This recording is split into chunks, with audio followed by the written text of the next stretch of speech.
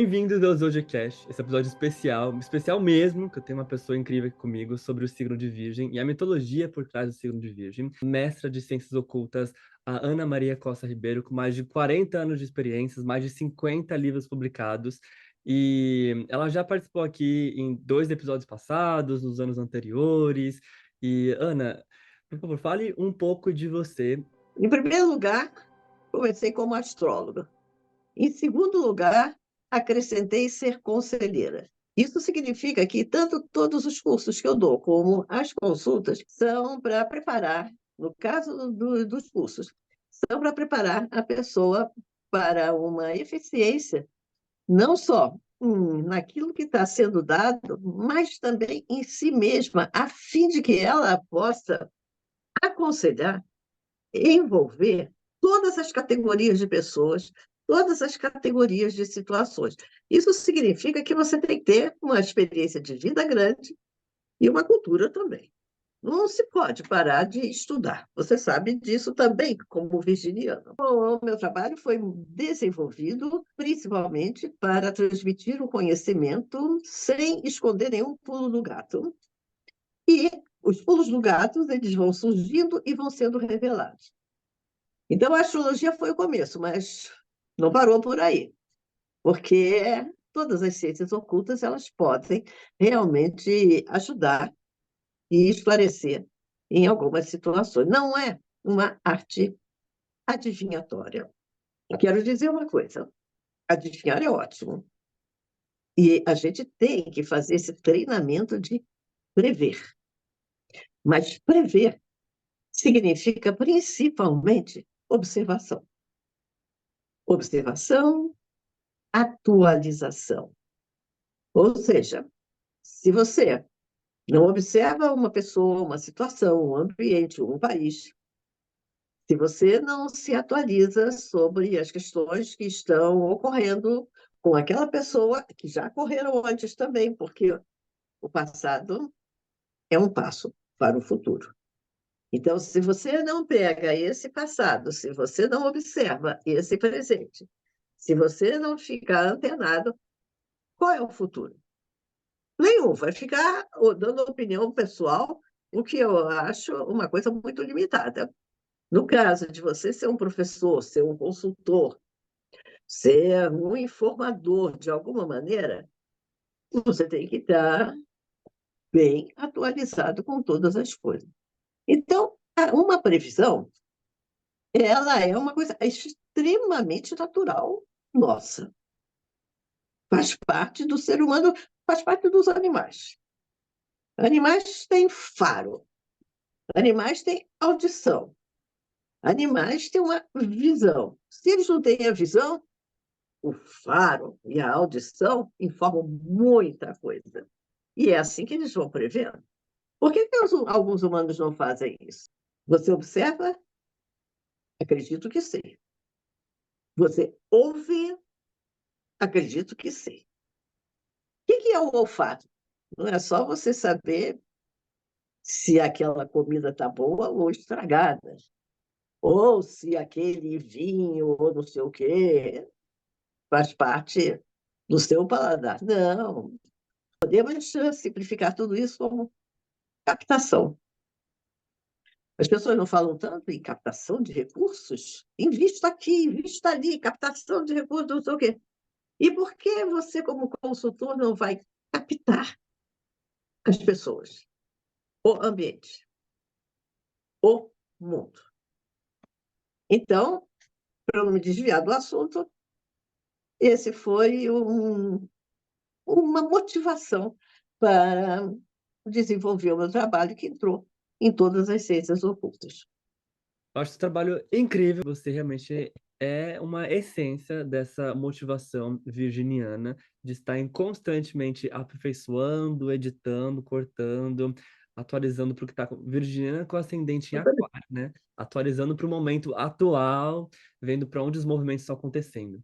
Esse episódio aqui ele é mais especial ainda, porque hoje É aniversário da Ana, de verdade, hoje é 25 de agosto, e ela deu esse presente pra gente, pra ela gravar esse episódio no dia do aniversário dela. No episódio anterior que você teve aqui no ano passado, eu perguntei várias coisas sobre como é que era o cenário da astrologia lá na década de 80, 70, como é que foi o seu começo do contato, como é que era acessar os livros, né? E porque era muito, hoje em dia que com a internet é uma coisa muito diferente do que era anteriormente, né? E eu lembro que uma das coisas que você falou foi um livro que uma amiga deu para você sobre astrologia, né? Quando você estava doente com hepatite, se eu não me engano. Bom, quando eu li esse livro, foi até um livro muito engraçado, da Linda Goodman, O Futuro Astrológico, muito bem escrito, muito inteligente, esperto. Eu gostei do estilo dela. Aí eu disse, olha, isso aí é interessante. Então, não parei mais. Nunca, nunca mais. Todos os dias. O que é todos os dias? Todos os dias eu estou fazendo mapa, estou dando aula. Não é bem isso, não. Todos os dias eu estou atenta. Atenta. Nunca me esqueci de Osho, quando ele disse: ficar atento. Meditar é ficar atento. Ter consciência é ficar atento. Eu nunca parei de ficar atenta. Isso é uma questão também virginiana. Isso é uma questão até do mito de Deméter e de Ceres, porque no dia que ela não ficou atenta, ela quebrou a cara. E aí, você vai ver, dentro de alguns mitos, no caso de Deméter e Ceres, muitas características virginianas. Mas peraí, continuando na resposta do que você pediu. A partir disso, eu tratei de me informar aqui no Brasil, na época. Aí eu disse, bom, eu tenho que estudar mais sobre isso. Tinha poucas coisas aqui no Brasil. Tinha o meu amigo Francisco Lessig, uma livraria que tinha um monte de livros, né, de ciências ocultas, etc. Eu era frequentadora assídua, pegava meu dinheiro todo e comprava em livros, porque comprar livros é capitalizar o seu futuro, é você aprender muita coisa. Nunca fiz economia de livro. E aí, lia tudo. Aí não tinha mais nada no Francisco Lessig para eu ler, porque eu sou rato de biblioteca. Aí comecei a ver que tinha congressos nos Estados Unidos. Eu me inscrevi nesses congressos como palestrante, fiz acho que foram uns quatro, acho que fiz palestras em 4 congressos nos Estados Unidos. Mas o meu objetivo de ir para o Congresso dos Estados Unidos nunca foi falar, não. Foi comprar livros. Aí ia para esses congressos que tinham assim, uma vasta exposição de livros, de tudo quanto era coisa. Eu guardava meu dinheiro todo para livros. Quando eu chegava nesses congressos, passava um tempão naquela exposição dos livros e comprava tudo. Alguns eram muito porcarias, mas tudo bem. Você, quando vai comprar uma opção de coisa e ainda não conhece bem o assunto, você vai ter porcaria. Essas porcarias eram alguns bem famosos, não vou nem citar aqui, porque são pessoas famosas, mas péssimas. É, mas isso serviu também para mostrar que nem tudo que está escrito vale. Porque de onde que aquelas pessoas ficam tirando aquilo? Alguns, com um certo nome, nunca deram uma consulta. Pegavam mapas de realezas, de algumas sumidades, assim por diante, e aí ficava tecnicamente, matematicamente, fazendo aquelas ligações. Mas isso não é astrologia. Isso é uma técnica. Você já me ouviu falar 500 vezes. Aprenda a técnica e esqueça. Acho que só para introduzir, que talvez algumas pessoas estão ouvindo aqui, acho que eu acredito, a formação de uma pessoa que quer realmente ser um bom astrólogo, astróloga, tem que vir junto com entender a mitologia, porque a mitologia é a essência de tudo, da onde tudo veio. Se você não entende a mitologia, acho que uns 80% da astrologia ela tá faltando, né? Então, Eu pedi para Ana ela vir aqui principalmente falar sobre o mito da Deméter, claro, porque ela é virginiana, e também para as pessoas entenderem essa conexão a riqueza que a mitologia ela pode dar para a gente, né? Porque o mito de Deméter é muito virginiano. É interessantíssimo. Quando você conhece o mito de uma divindade e faz uma associação com um mapa astrológico, você conhece muita coisa. O mito que uma pessoa incorpora mostra quem ela é, quem vai acompanhar ela e o futuro dela. Isso tem muito a ver com a história dela. Vamos ver essa história dela para a gente não se perder. Em princípio, Deméter, irmã de Júpiter, filha de Saturno e Réia, Deméter era uma menininha que ela gostava muito de ficar brincando com plantinha, com florzinha. Ela vivia lá pelo jardim, pelos campos, não sei o quê. Isso foi um sinal, isso foi um comportamento dela, isso foi um treinamento que eu digo 500 vezes, você já me ouviu falar isso. Infância é treinamento. Bom, aí vai crescendo não sei o quê. E aí, o que acontece com a Deméter? Ela que vai ser a grande mãe da terra cultivada. Gaia é a terra primitiva. Mas Deméter vai ser a terra já povoada. Ela se torna a grande mãe visível, aquela que vem à Terra, porque Gaia é invisível, é o planeta Terra todo. Mas a Deméter, ela vem à Terra como ET, como ET. Ela vai se tornar visível, mas ela vai ter algumas características com essa história. Ela é mãe solteira. Mãe solteira quer dizer ou mãe solteira ou mãe divorciada. Ela não mantém casamento. Como ela é mãe solteira ou divorciada, ela é independente, ela é autônoma. Ela é como se fosse um grande container, ela se basta. E aí tem essa produção independente, que são esses filhos. Algumas vezes a gente vai ver pessoas que querem, mulheres que querem ter filhos, mas não querem casar. É uma produção independente. Outras vezes você vai ver mulheres que casam e depois se divorciam e tem lá uns filhos. É o meu caso. Casei, divorciei e tenho 2 filhos. Um não basta, porque a experiência de um é muito setorizada. Então, eu queria ver uma diferença com 2. Ah, e ela não vai ficar junto. Aí você vai ver o seguinte: será que uma pessoa que estiver ouvindo aí e vai dizer, ai, mas eu sou de virgem e eu estou casada há 500 anos, será que... Gente, essa independência, ela tem que viver-se-á de algumas maneiras. Uma delas é separação. Por quê? Aí é bom saber dessas histórias de Deméter. Quem foi o primeiro caso dela? O primeiro caso dela foi Netuno.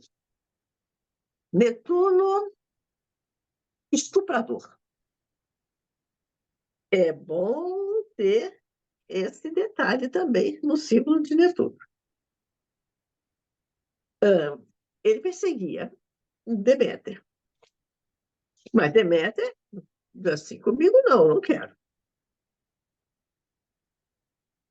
E aí ela fugiu. E aí ele se transformou num cavalo. Ela fugiu, aliás, ela fugiu disfarçada de égua, e o Netuno se transformou num cavalo e correu atrás. Muitos mitos de Netuno associados a cavalos. E aí, estuprou. Montou em cima da égua. Estuprou. Ela teve 2 filhos. Um dos filhos dela, que foi uma mulher, ela teve tanto horror, ela nunca falava o nome daquela filha. Cortou totalmente essa ligação e ficou um caso desconhecido. Aí você vê Deméter como mãe solteira, você vê Deméter como estuprada, você vê uma relação violenta e incompatível. Totalmente incompatível, porque Netuno não tem nada a ver com Deméter. Um é o oceano, outro é a terra cultivada. Primeiro caso. Segundo caso, ela se apaixona por um fazendeiro humano, Yacion. Ele se apaixona por ela. Quando ele descobre que ela não é humana, que ela é uma deusa, ele fica assustadíssimo, porque o humano não pode encarar de frente um deus. Mas, enfim, Deméter conversou com ele, não sei o quê, eles se davam bem, é o florescimento do amor. E ela teve um filho com ele. Esse filho se chamava Plutão, mas não era Plutão, não. Não confundir Plutão com Plutó. Esse Plutó vai representar, é um deus agrário, que representa a riqueza das sementes. Mas acontece que Júpiter, o grande deus, Pai Supremo, ele se enfureceu com isso. Porque um deus, uma deusa, não pode se apaixonar por um mortal. Olha que sacanagem. Zeus não queria que uma deusa se apaixonasse por um mortal, mas ele, como Deus, teve várias relações com mortais. Sabe como é aquele negócio? Faço o que eu diga, mas não faço o que eu faço. Isso é Júpiter. Enfim, ele jogou um raio lá para cima desse humano que morreu. Novamente, mãe solteira de um marido assassinado, que era considerado uma união inferior, também compatível. Da união de Netuno com Deméter, uma união incompatível, porque era água e terra. Da união de Deméter com o humano, uma união incompatível por classe social.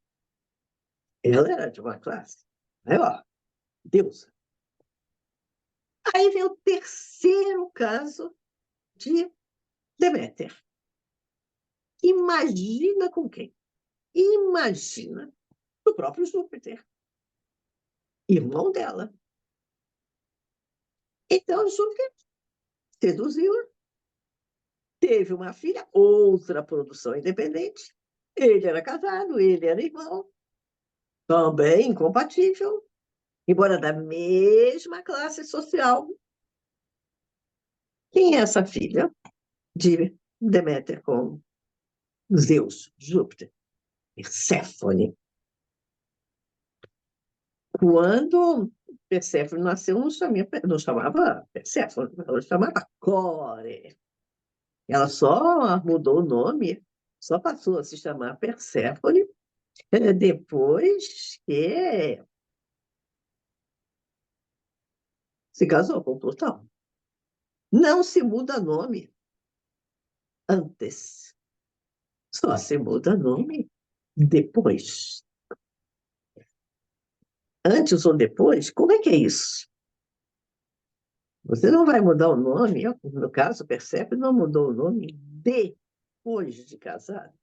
Ela mudou o nome depois que ela foi raptada, seduzida e se tornou poderosíssima. Porque Plutão é gente boa. Plutão é gente boa. Que partiu com ela o reino dele. E ela não foi nenhuma ingenuazinha, não. Afinal de contas, ela já era filha de mãe solteira, de mãe estuprada, de mãe com o marido assassinado, de mãe com o irmão. Bom, tinha currículo. Tinha uma genética aí. Então, ela sabia lidar com a humanidade. E aí, quando ela aceita Plutão, aí é que não foi nada. Ah, que coisa horrorosa, foi forçado. Nada, não foi nada. Aí ela muda o nome. Você pode mudar o nome quando você muda a sua vida. Então, por quê essa coisa da Perséfone? Porque quando Deméter teve essa filha, a Córea, ela ficou numa relação de cordão umbilical. Ela nem a Core queria se casar, nem a Deméter queria soltar a filha. Isso é um daqueles problemas psicológicos de cordão umbilical. E aí o Júpiter disse: cordão umbilical não, minha filha, deixa isso para os humanos. Nós, deuses, temos tarefas maiores. E aí foi aquela história que eu não vou entrar em detalhes da história de Perséfone, para a gente não perder tempo.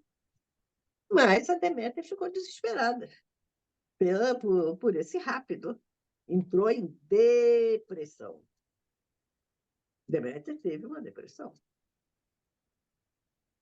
Pânico maternal, ou sei lá o quê. Ela teve uma briga terrível com Plutão. Ela teve uma discussão terrível com Júpiter, com os irmãos. Mas ela ficou naquela depressão. Aí Júpiter disse: olha aí, afinal de contas, você é a rainha da Terra. Qual é a sua missão? Não é porque você está com uma depressão pessoal que você vai se esquecer da sua missão. Qual é a sua missão? Deméter disse que nenhum mortal passe fome. Então, volta à sua atividade. Ela é representada por uma espiga de trigo, você já deve ter visto, que é ela carregando aquela espiga, mostrando a harmonia que deve haver entre o humano e o mundo vegetal, entre a terceira dimensão e a segunda dimensão. Muitas vezes ela vai aparecer com aquele símbolo virgem que carrega lá uma criança, que é para mostrar a produção independente, e que é para mostrar a classificação de que Deméter tem de si mesma. Ou seja, eu me basto. Mas porque ela se basta, isso não quer dizer que ela vai ficar longe da humanidade. Porque a agricultura, o mundo vegetal, está sempre ali junto com essa humanidade. Então ela sai daquela depressão, não sei o quê, e a Terra começa novamente a florescer. E aí você já sabe aquela historinha aqui do conluio com Júpiter, Hermes, Mercúrio e a própria Deméter. Então vamos fazer um acordo. Deméter, aí vai fazer o acordo. Perséfone fica algum tempo no casamento, no fundo da Terra, no mundo de Plutão, e uma outra parte ela vem para cima para ficar com a mãe, o que mostra É, algumas coisas, ó, em princípio, também, que filha de Deméter não fica o tempo todo com o marido. Ela tem que ir passar, almoçar domingo na casa da mãe. Domingo é meu dia, vou almoçar lá com a minha família. Fica você aí, vai lá você para o seu boteco, ou sei lá o quê. Enfim, a terra começou a ser fertilizada novamente. Deméter e o genro, depois daquela brigalhada, eles chegaram a uma conclusão sábia de eu não posso ter tudo, você não pode ter tudo. Então fizeram um acordo. Acordo é isso. Nem eu fico com 100%, nem você fica com 100%. É 50-50. E Deméter e Plutão reconheceram que a Terra, para florescer em cima, tem que ter semente embaixo, o mundo subterrâneo, plutoniano, quitônico. Então, eles também não podiam brigar. Por quê? Se Deméter e Plutão brigam, não tem vida na Terra. E se não tem vida na Terra, não tem hóspede no Hades. Então, eles fizeram esse acordo. Lema plutoniano também é um lema demetriano. Aquilo que eu não posso eliminar, eu transformo. Aquilo que eu não posso transformar, eu elimino. Se você reparar, o símbolo astrológico de Virgem e Escorpião são muito parecidos. Muito. Então, você vai ver em Deméter uma série de problemas familiares e pessoais, porque é para mostrar que a missão de Deméter nunca foi pessoal. Ela é uma prestadora de serviços da humanidade. Ela é uma servidora do mundo. E nessa prestação de serviços coletivos, ela passa por altos e baixos, ela muitas vezes se chateia, mas ela é sobrevivente. E ela faz esse acordo. Ela não faz qualquer acordo, não. Ela só faz um acordo útil e de sobrevivência. É com Plutão. Ela perde várias coisas, mas ela recupera tudo. Ela não tem perda total. Ela perdeu o filho, ela perdeu um amor lá, que foi lá assassinado com aquele raio. Ela perdeu também relação familiar lá com o irmão, não sei o que. Você recuperou tudo. Recuperou tudo. E o que quer dizer que recuperou? Ela diz uma outra frase que é muito importante para Deméter e Plutão. Virgem e Escorpião. Não esqueça, o Mzinho de um é para baixo, o Mzinho do outro é para cima.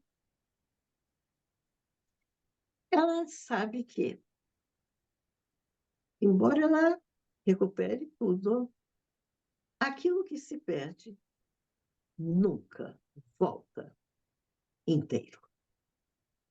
Nunca volta igual. Você recupera diferente. Eu sempre fico.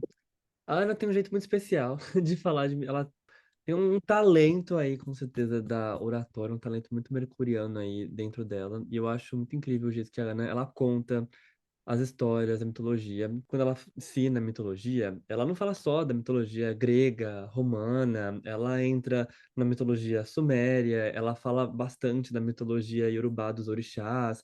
É uma coisa muito, muito rica e cada cada mito é umas fichas que caem dentro da gente. Quando a gente ouve mitos ligados com coisas que são importantes do nosso mapa, coisas que são importantes da nossa essência, né? É como se você entendesse algo sobre você mesmo. Eu sou bem virginiano e eu uso o mito da Deméter, enfim, é uma coisa que ressoa muito, muito comigo. E eu acredito que a mitologia é muito rica, a astrologia é muito rica, porque ela mostra pra gente esses pedaços da humanidade compartilhada, né? Que, de repente, alguma coisa dentro de mim, eu entendo que eu faço parte de um símbolo, de um arquétipo, de um mito maior, que várias pessoas também vivem de forma diferente, né? Cada um do próprio, do próprio jeito, né? Eu acredito que mitologia é muito sobre a humanidade, a antropologia, é muito. Mitologia e espiritualidade são sempre ligados, né? Que a espiritualidade é a gente entender a nossa conexão com essa humanidade compartilhada, né? Olha, é exatamente isso daí. Porque quando você se encaixa dentro de um mito, você primeiro você vê que você não está sozinho. Você faz parte de um destino da humanidade. Não há nenhum mito inventado, não. Não é invencionice. Mitos é uma colheita de todas as características humanas. E aí, alguém muito inteligente é, reúne aquelas características humanas. A mitologia é o melhor, como é que eu vou dizer? É, é o melhor estudo psicológico das pessoas. Seja a mitologia grega, africana, seja a mitologia nórdica. As minhas especialidades são na mitologia greco-romana, a nórdica, a africana. Eu não me interessei pelas mitologias mais orientais, asiáticas. Não, isso deve ser por causa de reencarnação. Esses diversos mitos fazem com que a gente perceba: você faz parte de algo maior. E Uhum. você não é só para ficar reclamando da sua vida, não. Deméter reclamou da vida dela, foi chamada a atenção. Deméter, sai dessa aí. Você é uma deusa de fertilidade. Você tinha que ter relacionamento sexual, porque você é uma deusa de fertilidade. Você tem uma missão coletiva. Você não pode ficar agarrada aí com seus filhos. Você tem que dar autonomia para eles. Você tem que ter a sua autonomia. Você não pode ficar ligada também num casamento. Você pode ficar casada com a mesma pessoa há 200 anos. No problema. Você pode. Mas você sabe que você precisa ter os seus outros interesses. Isso significa junto, separado. Deméter não fica junto. Também não fica totalmente separada. Ela pode ter o junto separado dentro de um relacionamento afetivo, dentro de um relacionamento filial, que também é, e maternal, que também é afetivo. Mas o relacionamento de Deméter é terra, que nem um mortal passe fome. A Ana, inclusive, ela vai dar mais uma turma do curso de mitologia dela, que eu já falei, é um curso incrível, maravilhoso. E ela vai dar de novo em 2025, depois do carnaval, lá em março, abril, começa uma próxima turma do curso de mitologia. Eu vou deixar na descrição aqui desse vídeo, do podcast, os contatos da Ana para vocês chamarem ela no WhatsApp. Você fala com ela mesma no WhatsApp, é uma pessoa muito incrível. responde super rápido também, mais do que eu, de verdade.